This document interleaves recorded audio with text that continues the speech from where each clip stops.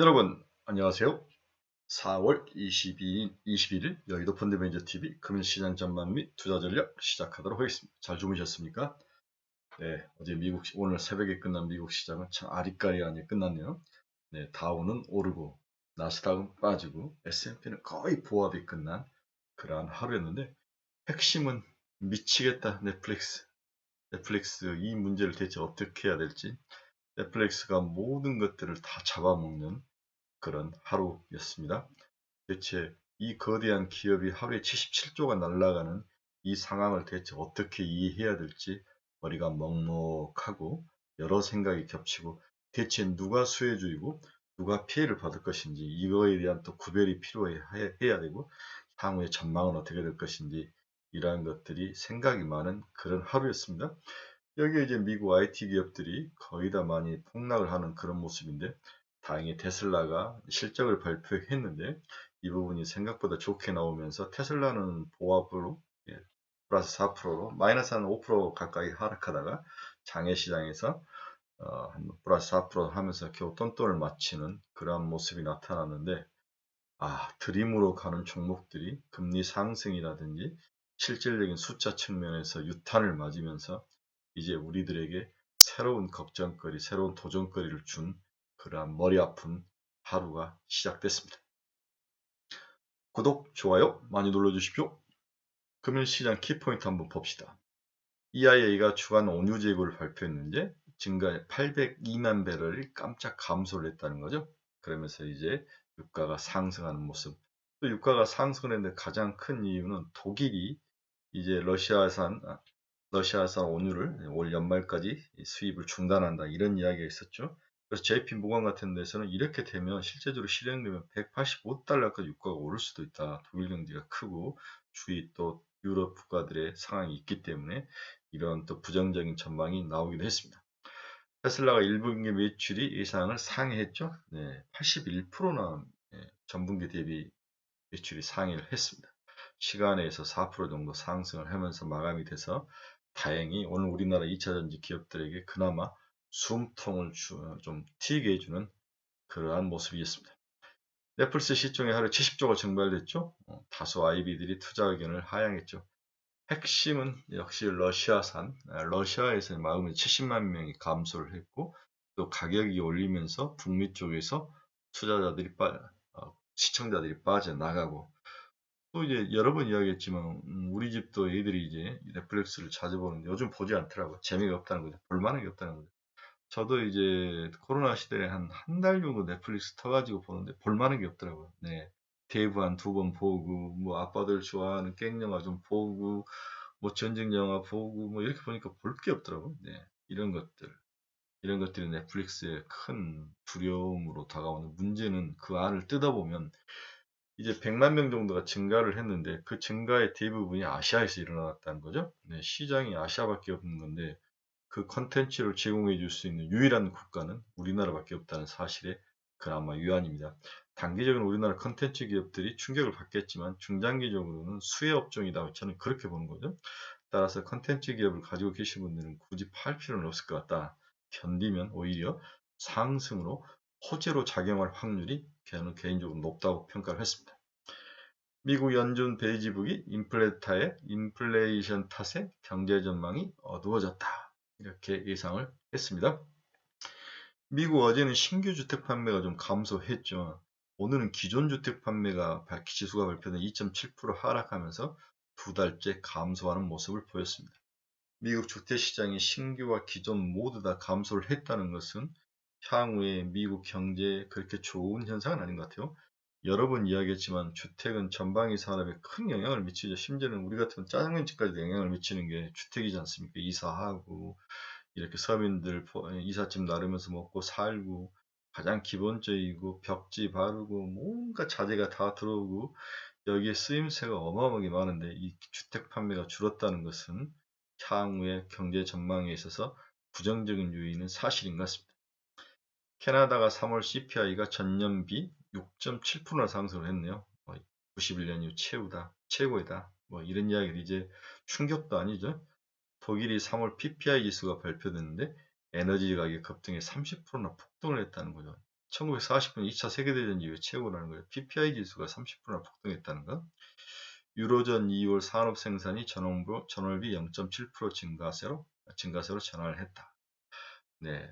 좋은 소식과 나쁜 소식이 교차를 했는데 요즘은 나쁜 소식이 더 많이 나오는 그런 모습을 보여주고 있습니다. 이 죽일 놈의 넷플릭스 36%나 하락을 했네요. 222.2달러에 마감을 했는데 이렇게 하루 만에 폭락을 한 그런 모습을 보여주고 있습니다. 뭔가 보여주는 것들이 한계에 부닥치는 거죠. 네, 성장 산업의 한계, 드림으로 가는 산업의 한계인데 여기에 이제 뭐 아시다시피 디즈니도 하락을 했고 뭐 다 관련주들이 다 하락을 한 거죠. 그래서 OTT 업체들에 대한 새로운 도전이 시작돼. 결국 투자는 사람들이 많이 보고 즐길 수 있는 컨텐츠를 늘리는 것 뿐인데 그게 그렇게 쉬운 작업이 아니라는 거죠. 그런데 다행히 글로벌적으로 통할 수 있는 컨텐츠를 만들 수 있는 아시아의 유일한 국가, 우리 한국밖에 없다는 거죠. 이런 면에서 저는 긍정적으로 보고 있습니다. 여기서 긍정적이라는 건 넷플릭스를 긍정적인 게 아니라 한국 컨텐츠 기업들을 긍정적으로 봤다는 거죠.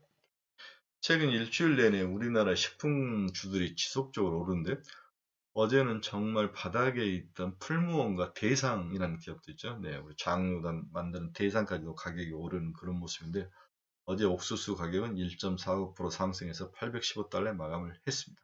어제는 빠졌고 오늘은 오르는 그런 모습인데 식품주들에 대한 상승 트렌드는 좀 며칠 좀 더 갈 것 같아요. 근데 저는 지금까지 식품주를 사서 부자 된 사람을 본 적은 없습니다. 그렇죠? 식품주를 사서는 뭐 기술적 반등 정도는 먹을 수 있지만 식품주를 사서 부자 된 사람은 본 적은 없습니다. 네, 참고하시기 바랍니다. 천연가스 가격 추이는 4.43% 하락해서 6.858달러에 마감을 했습니다. 네, 미국 천연가스 시장이니까 참고하십시오. 유럽 천연가스가 아니니까 네, 시장이 분리되어 있는데 미국 천연가스 가격은 하락 마감을 했습니다. 뭐 하락오는 그동안 많이 오른 거에 대한 역작용 그리고 날씨가 따뜻해지면서 천연가스 수요가 감소하는 거죠. 네, 금일 글로벌 주가 추이를 보면 미국 다우는 뭐 왔다 갔다 하면서 결국 0.72% 상승하면서 마감을 했고요. 나스닥은 처음에 살짝 오르다가 그 다음에 지속적으로 빠졌다 반등했다 빠졌다 반등했다 빠졌다 반등하는 그러한 약세장에서 움직이는 모습을 보였습니다. S&P 500은 차로 올라가다가 무너졌다가 다시 올라가다가 막판에 고압까지 회복을 못하는 그러한 안타까운 모습이 나타났습니다. 어제 저녁에 끝난 유럽은 영국, 프랑스, 독일 모두 상승 마감을 했죠. 오늘 우리나라는 미국이 저렇게 좀 어리버리하면 항상 우리가 올라가지 않습니까? 상승할 땐 빠지고 하락할 땐 오르고 어제 제가 아침 방송에서 오늘 기준으로 수요일 기준으로 신난다 주가는 좋을 것이다 막 설레발을 쳤죠. 그랬더니 주가가 영 비실비실하면서 빠지면서 제가 속으로 이제 설레발 치지 말자 네 이렇게 다짐을 했는데 오늘은 반대로 미국 시장이 좀 어리버리했기 때문에 우리 시장에는 반대로 상승의 모습이 나타날까 뭐 큰 V자 상승보다는 기술적 반등 정도는 충분히 가능한 그러한 하루가 될 거로 보여집니다. 네, 금일 금리 추이를 보면 2년짜리는 2.58 살짝 올랐죠. 5년짜리는 2.87 빠졌고 10년짜리는 2.85 어제 2.94까지 올라갔는데 7bp 정도 빠졌습니다. 30년짜리는 2.88%를 보이고 있습니다. 2년과 10년의 스프레드는 37bp를 그대로 유지하고 있습니다.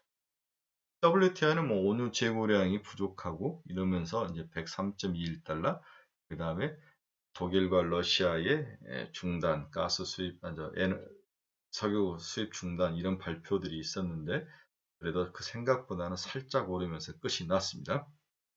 우리의 테슬라는 정기장에서 4.96%나 하락을 했죠. 장외시장에서 정기장 예시장에서는 4% 이상 상승하며 보합 수준으로 끝났는데 1000달러를 회복을 하며 끝났는데 더 좀 올라졌으면 좋겠네요. 그렇죠? 네, 제가 오늘 아침에 우리 카페에 글을 쓰면서 투자 분석을 쓰면서 왜 그 앨런 머스크는 그 트위터에 그렇게 집착을 하는 걸까 그 이야기를 썼는데 우리 카페 친구들은 뭐 재미로 한번 읽어보시고 제 글이 아니고 어느 분이 쓴 글을 제가 약간 각색해서 올려놨으니까 왜 앨런 머스크는 트위터에 집착하는가 한번 재밌게 읽어보시기 바랍니다. 애플은 여전히 뭐 큰 변화가 없이 167.23달러에 마감을 했습니다. 엔비디아는 3.23% 하락을 했네요. 214.82달러. 역시 기술주 꿈으로 가는 애들, 또한 이제 러블록스라든지 메타버스, 뭐 게임 이런 애들이 좀 박살이 나면서 GPU 시장이 좀 냉각되는 그런 모습, 이런 것들이 엔비디아에 영향을 많이 미치는 것 같습니다. TSMC도 0.44% 하락하며 99.01달러. TSMC도 100달러가 깨진 지 좀 됐네요. 마이크론 테크놀로지 봅시다. 0.65% 상승을 했습니다. 73.20달러. 최근에 이제 삼성전자, SK 하이닉스들이 쭉쭉 그렇게 크게 오르진 않지만 바닥을 치고 올라오는데, 저는 이게 바닥이라고 생각을 했어요. 네, 바닥이라고 생각하고 조금씩 올라가지만 크게 올라가지는 않을 것 같다. 그래서 7만 전자는 회복을 할 수 있을 거라고 보고 있는데, 그래봤자 10%도 안 되죠. 그 정도에 우리가 몰입할 필요는 없다. 주위에 더 많이 탄력성이 있고 충분히 하루 잘하면 10%를 먹을 수 있는 종목들이 많은데, 굳이 삼성전자 하이닉스를 살 필요 있느냐, 아직까지는 아닌 것 같다, 이런 생각을 하는데, 그 생각은 변함은 없습니다. 다만 삼성전자, SK 하이닉스가 빠지지 않으면서 우리의 지수를 받쳐주고 심리를 안정시켜주는 좋은 효과는 있는 것 같습니다.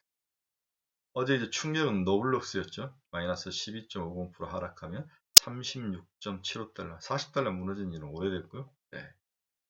어제 이제 우리나라 바이브 컴퍼니가 난리가 났죠. 우리 카페에도 이제 바이브 컴퍼니를 좋게 보고 저도 추천을 했었는데, 어제 한 11%나 하락을 했죠. 예, 인터넷에서 부동산을 분양을 했는데 무언가 문제가 있는 것 같아요. 부동산 가격이 높은 건지, 참여율이 저조한 건지, 시스템이 작동이 잘 안 되는 건지 분석하다가 내 때려쳤어요, 그냥. 아, 이게 의미가 있는 건가? 아, 그래서 좀 지켜보자. 그래서 어제 많이 빠진 분들이 너무 막 당황을 했는데, 제가 30분을 일단 팔아라. 30분을 팔고 생각을 해라 했다가 좀 뭐 멈추는 걸 보고 하루 정도 더 이틀 보고 어느 정도 반등을 해서 마이너스 11%가 빠졌으니까 마이너스 5%, 6% 정도까지 다시 플러스 5, 6%까지 회복을 하면 그때 줄여야 되는 것 같다, 이런 생각이 듭니다. 오늘 아침 제가 이제 투자 전략을 쓰면서 결론이, 메타버스나 이런 데는 한 30% 정도 줄여야 될 것 같다. 중장기적으로는 매우 좋아 보이고 또 한 번은 순환매가 올 거는 같지만, 그 견디는 과정에서의 그 늪 속에서 헤매는 것은 고통이 심할 것이다, 이런 모습이 보여서 한 30%는 실적이 주가가 기술적 반등에서 올라오면 좀 줄여야 되는 게 아니냐, 그러한 제 의견을 냈습니다. 참고하시기 바랍니다. 오늘 비트코인은 뭐 살짝 하락하면서 41,224달러를 지나가고 있습니다. 자, 오늘 시장을 보면은, 오늘 시장은 역시 넷플릭스가 어떤 영향으로 우리나라에 영향을 미칠 것인가, 관련주들이 하락할 것인가 상승할 것인가, 뭐 이런 생각이 있는데, 우리나라는 상장되어 있는 OTT 업체는 없죠. 대신 이제 컨텐츠라든지 이러한 기업들이 많이 있는데, 이러한 기업들이 초창기에는 어제만 해도 이제 단기 부정적인 요인으로 반응했지만 내용을 까 뒤집어 봤더니 아시아만이 성장하더라. 이 아시아 시장에 유일하게 콘텐츠를 제공할 수 있는 글로벌 시각을 가지고 재미를 가진 유일한 국가는 한국 콘텐츠 기업밖에 없다.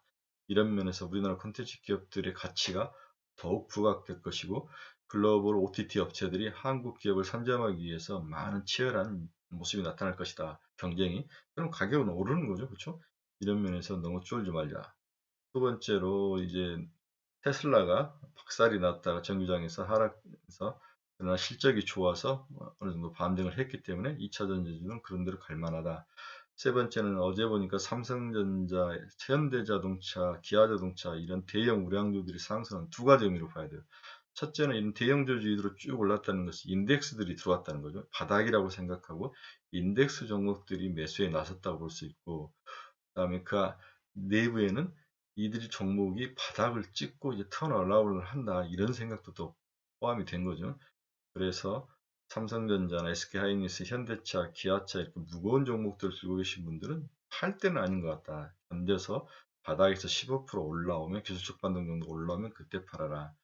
그 다음에 이제 식품이나 이런 종목들이 지속적으로 올라오는데, 문제는 연속성이 있죠. 먹고 버려버리고 빠르게 순환할 가능성이 있기 때문에 추격 매수는 비추다. 이제 쫓아가면 안 된다. 그 다음에 뭘 사야 되느냐. 여전히 조선주 같은 애들은 꾸준히 보고 실적이 나오고 성장력이 있고, 그 다음에 꿈으로 가는 주식이 아니고 현실적인 종목들은 지속적으로 백본으로 사서 가지고 가야 된다. 이 정도의 시는 크게 뭐 추천할 만한 종목도 살만한 종목도 뭔가 보이지 않습니다. 리오픈주에서는 어제도 계속 이야기했지만 호텔 신라 정도, 호텔 신라 정도는 충분히 10만 원까지 보고 살만하다. 그 다음에 이제 백화점주도 나빠 보이지는 않다. 뭐 이 정도 그렇게 예상을 하고 있습니다. 네, 지난 주말에도 보면은 우리나라가 이제 거의 코로나가 없어진 것처럼 아주 활기차고 뭔가 이루어지는데 이번 주말도 그럴 것 같아요. 일단 올 여름까지는 큰 문제 없이 리오픈주가 뚜벅뚜벅 시장을 열어가고 개척하는 그러한 좋은 모습으로 나올 것 같습니다. 여기에 시클리컬 비즈니스와 바닥에 쩔어 있는 종목들의 반등 이 정도로 예상을 하고 플레이를 해야 될 것 같다. 그리고 가슴은 아프지만 메타버스, 코인 이코노미 이런 종목들은 30%씩 가감이 좀 줄이는 게 나는 게 아닐까 이런 가슴 아프지만 그런 결론을 과감한 결단이 필요하다 이렇게 결론을 내면서 오늘 시장 분석 마치도록 하겠습니다. 목요일입니다. 이제 주말의 시작인데 멋지고 즐겁고 오늘도 좀 대박나는 네가 가진 주식만 오르는 그런 멋진 하루를 기원해 봅니다. 여러분 감사합니다. 즐거운 하루 되십시오.